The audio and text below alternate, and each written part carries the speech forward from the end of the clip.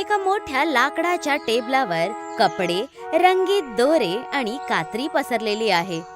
गोपाल कात्री उचलून चमकदार लाल रेशमी कपड्यांना कापण्याचा प्रयत्न करत आहे. तो परेशान दिसत आहे. तेव्हा बिरजू बटनांचा डब्बा घेऊन आत येतो. डब्बा त्याच्या हातातून सरकतो आणि सगळे बटन गोपालच्या टेबलावर पसरतात. गोपाल रागात कात्री दूर टाकतो. बिरजू, तू सगळं नष्ट करून टाकतोस. बघ तू काय केलं आहे ते. मी महाराजा मंत्रीसाठी एक नवीन कुर्ता बनवायचा प्रयत्न करत आहे आणि तू फरशीवर बटन पाडत आहेस. तुझं कधीच लक्ष नसतं. तू नेहमीच मला ओरडत असतो गोपाल. मी जाणून बुजून बटन नाही खाली पाडले. तू कपड्यांना चुकीच्या प्रकाराने कापत आहेस. जर तू माझी गोष्ट ऐकली असती तर आपलं दुकान असं नसतं. आपण दोघं मिळून कधी एक साथ काम करूच नाही शकत. गोपाल आणखीन जास्त परेशान होऊन जातो. तेव्हा बिरजू कपड्याला आपल्याकडे वळतो. गोपाल कपडा पुन्हा आपल्याकडे वळतो आणि ह्याच वडावडीमध्ये कपडा मधून फाटून जातो. हे बघ, तू राजाच्या मंत्रीचा महागडा कपडा फाडून टाकलास. आता मी त्यांना काय उत्तर देणार आहे? तुझ्या निष्काळजीपणामुळे आपला सगळा धंदा बंद होऊन जाईल. तू माझा सगळ्यात वाईट मित्र आहेस. गोपाल, चुकी तुझी होती. तू स्वतःच आपली मनमानी करत राहतोस. जोपर्यंत आपण एकमेकांशी असं भांडत राहू तर आपला नेहमीच नुकसानच होत राहणार आहे. मला तुझ्यासोबत कामच नाही करायचंय.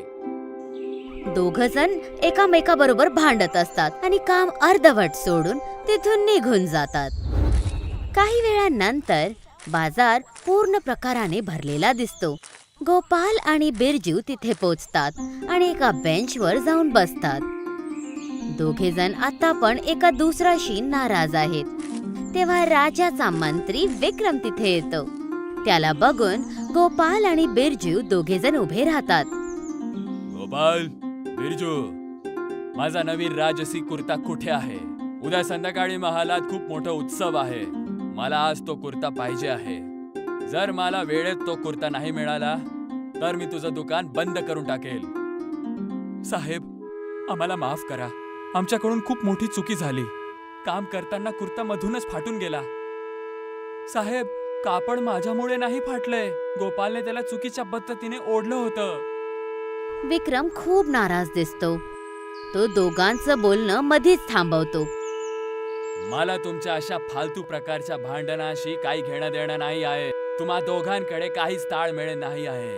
जर उद्या संध्याकाळपर्यंत मला कुर्ता नाही मिळाला तर तुम्हाला शिक्षा मिळेल. मी ऐकलं आहे की डोंगराच्या माग एक जुडवापूर नावाचं गाव आहे. तिकडचे लोक न भांडता खूप छान काम करतात. त्यांच्याकडे जाऊन शिकून या. असं बोलून विक्रम रागात मागे वळतो आणि तिथून निघून जातो. गोपाल आणि बिरजू एका दुसऱ्याला बघत असतात. त्यांच्या मनामध्ये अजून पण राग आहे.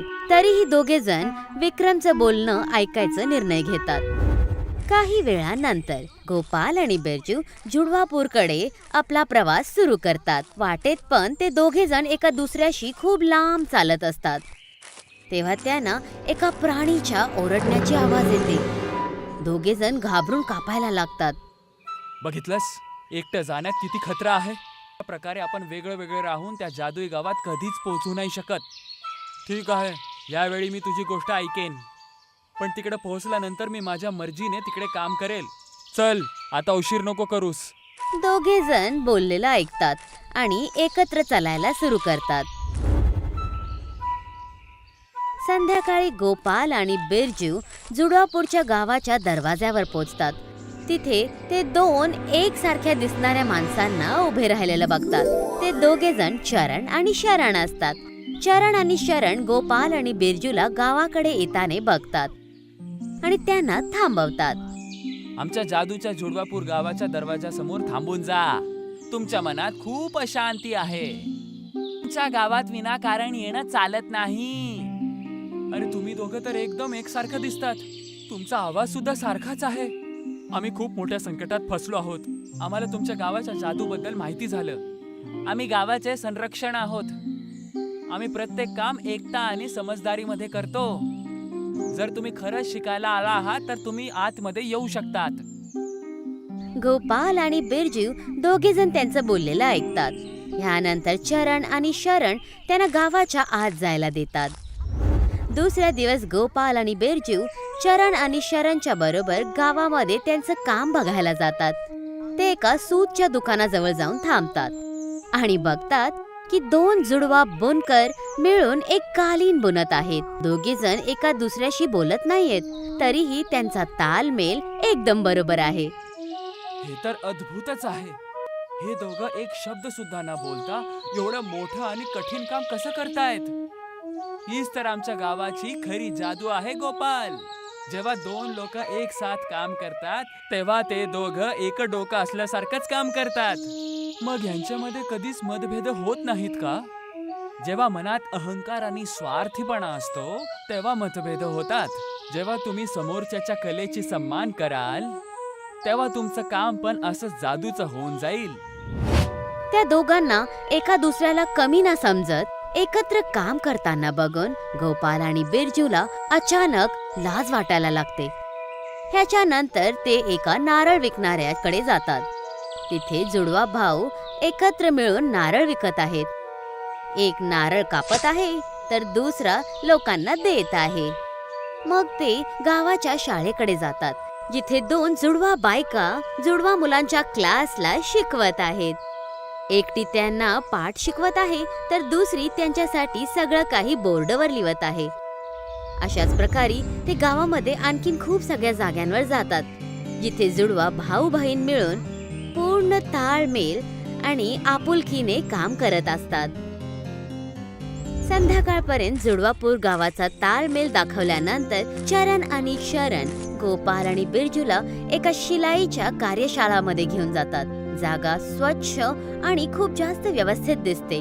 त्यांच्या समोर एक चमकणारी जादुई दोरी, कपडे आणि सू ठेवलेल्या असतात. आता तुझ्या परीक्षेची वेळ आहे. मंत्री विक्रमांसाठी तुम्हाला कुर्ता बनवायचा आहे. हा कोणता सामान्य कुर्ता नाही आहे. ह्याचं वैशिष्ट्य हे आहे की तुम्ही दोघे मिळून न लढता एकाच विचाराने काम कराल तर ही सुई आपोआप एकदम जोरात चालायला सुरू होईल. ही तर खूपच कठीण परीक्षा आहे. आम्ही प्रयत्न नक्की करू. जर आम्ही नाही करू शकलो तर काय होणार? जर तुम्ही या परीक्षेत नापास झालेत तर तुम्ही कधी चांगले कारीगर नाही बनू शकत. तुम्हाला दोघांना या खोलीत तोपर्यंत राहावं लागेल जोपर्यंत तुम्ही कुर्ता बनवून नाही घेत. ह्याच्यानंतर चरण आणि शरण तिथून निघून जातात आणि शिलाईच्या कार्यशाळाचे दरवाजे बंद करतात. गोपाल आणि बिरजू एका दुसऱ्याला बघत असतात. पहिल्या दोघांना काहीच समजत नाही, पण मग थोड्या वेळानंतर ते दोघे जण काम सुरू करतात. गोपाल सिलाई मशीन मध्ये दोरा लावतो आणि कपडा कापायला सुरुवात करतो आणि बिरजू पहिला हाताची बाजू बनवायला सुरुवात करतो. दोघे जण एका दुसऱ्याकडून कात्री वडण्याचा प्रयत्न करतात, पण कात्री अचानक गरम होते आणि दोघांचे हात जराशे जळतात. कपड्याची चमक निघून जाते. ही तर खूपच गरम झाली. बिरजू, तू परत तेच करत आहेस. तू माझी गोष्ट का नाही ऐकत आहेस? तू स्वतः नेहमी तुझं चालवतोस. आता पण तू असंच करत आहेस. तुझ्या हट्टीपणामुळेच धाग्याचा रंग बदलला. दोघे जण पुन्हा भांडायला लागतात. गोपाल कपडा घेतो आणि एकटाच शिलाई मशीनवर बसतो, पण पॅडल जरा पण नाही हालत. मी ह्याला दाबू सुद्धा शकत नाही आहे. जर असंच होत राहिलं तर आपण सकाळपर्यंत इथेच फसलेलो असू. भांडण बंद कर गोपाल. आपल्याला ह्या सवयीला सोडावीच लागेल, नाहीतर आपलं कधीच चांगलं नाही होणार.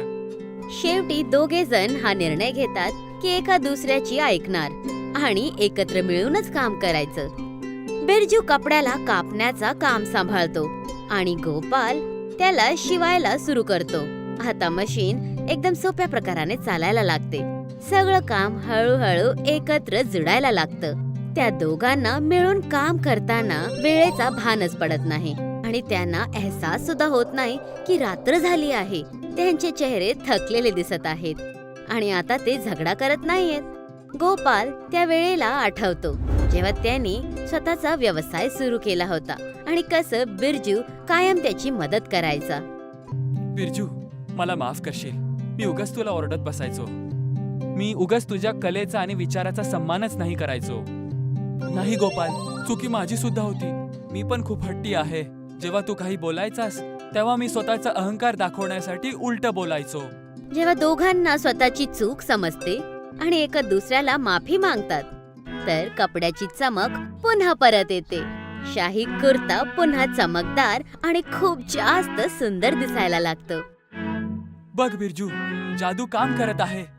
कापड परत चमकायला लागला आहे. याचा अर्थ आपला हृदय शुद्ध व्हायला लागला आहे.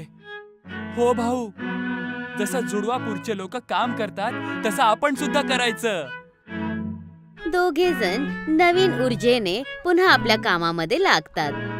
आता ते एका दुसऱ्यावर शक करण्याच्या जागी ते एकमेकांच्या गुणांची प्रशंसा करतात. अशाच प्रकारे काम करता करता रात्र निघून जाते. दुसऱ्या दिवस सकाळी दरवाजा उघडतो. समोर चरण आणि शरण उभे असतात. त्यांच्या बरोबर मंत्री विक्रम सुद्धा येतो. ते बघतात की गोपाल आणि बिरजू एकाकडे झोपलेले आहेत आणि शाही कुर्ता तिथे मोळ्यावर लटकलेला आहे, जो खूपच सुंदर दिसत आहे. चरण आणि शरण आत येतात आणि गोपाल आणि बिरजूला जागवतात. हे तर अद्भुत आहे. असा सुंदर कुर्ता मी कधी माझ्या आयुष्यात नाही पाहिला. गोपाल, बिरजू, काय हे खरंच तुम्ही दोघांनीच बनवलं आहे? आमचा मेहनतीचं फळ आहे, पण हे काम आम्ही एकटे नाही करू शकलो असतो. जुडवापूरच्या लोकांनी आम्हाला एकट्याचा असली अर्थ सांगितला आहे.